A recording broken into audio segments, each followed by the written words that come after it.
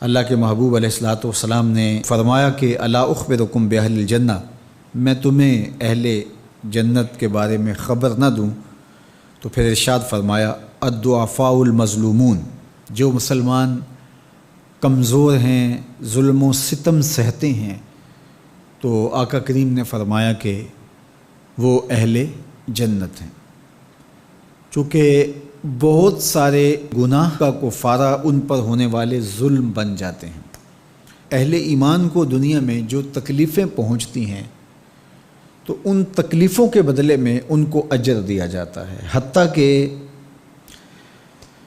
جو اہل ایمان کے پاؤں میں کانٹا بھی چبھتا ہے اللہ اس کی بھی ان کو جزا عطا کرتا ہے۔ اور ایک حدیث پاک میں آتا ہے کہ اہل بلا کو جو قیامت کے دن اجر و صلہ عطا کیا جائے گا تو لوگ آرزو کریں گے کاش کہ ہماری کھال اور ہمارا جسم لوہے کی کینچیوں سے کاٹ دیا گیا ہوتا، تو آج جو صلہ اس کا حشر کے روز دیا جا رہا ہے۔ تو حالات میں بعض اوقات اس طرح کی صورت بن جاتی ہے کہ یا آپ ظالم بنیں یا آپ مظلوم بنیں، تو اس وقت مظلوم بننے کو اختیار کر لیجئے گا، ظالم کبھی بھی نہ بنیے گا، چونکہ ظالم کا ٹھکانہ آتش دوزخ ہے اور مظلوم کی جگہ اللہ کی جنت ہے۔ پھر فرمایا الا اخبرکم بخیارکم، میں تمہیں خبر نہ دوں جو تم میں سب سے زیادہ بہتر ہیں؟ تو پھر جھولیاں پھیل گئیں، تو فرمایا تم میں سے سب سے اچھے وہ ہیں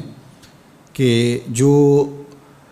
اچھے اخلاق کے حامل ہیں، جن کا خلق اچھا ہے، جن کے رویے خوبصورت ہیں۔ اور پھر آقا کریم علیہ السلام نے فرمایا الا انبئکم بشرارکم، میں تم میں سے جو شریر ترین لوگ ہیں ان کی خبر دوں، السرسارون المتشدقون المتفہقون، یہ وہ لوگ ہیں کہ جب مجلس ہو رہی ہو تو سب لوگوں کو برابر بولنے کا حق ہوتا ہے،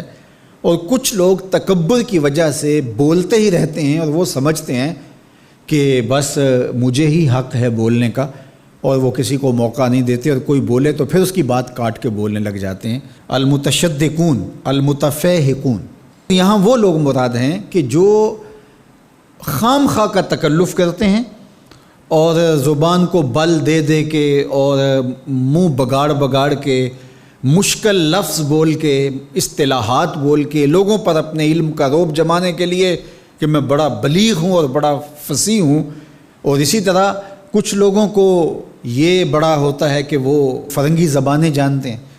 تو وہ عام دیہاتی لوگوں کے ساتھ بھی گفتگو کریں تو وہ مشکل سے مشکل الفاظ بولتے ہیں، جبکہ وہ بیچارے تو سادی زبان سمجھنے سے بھی قاصر ہوتے ہیں۔ تو یہ کوئی دانش مندی نہیں ہوتی کہ آپ جو ہے وہ بھاری بھرکم الفاظ بول کر کسی کے اوپر جو ہے وہ رعب جما رہے ہوں، تو یہ بات نہیں ہوتی۔ جب بات کریں آپ تو جس طرح کے لوگ ہوں اس طرح کی بات کی جائے اور اس طرح کی مثالیں ان کو دی جائیں۔ قرآن مجید میں اللہ تعالیٰ نے فرمایا کہ وہ اس بات پہ شرم نہیں اللہ کرتا کہ وہ تمہیں مچھر کی مثال دے، مچھر کی مثال دے کر کہ اگر تمہاری بات سمجھ میں آتی ہے، اور مکڑی کے جالے کی مثال دے کہ اگر تمہاری بات سمجھ میں آتی ہے تو اچھی بات ہے۔ دیکھو چھوٹا بچہ ہو دودھ پیتا ہو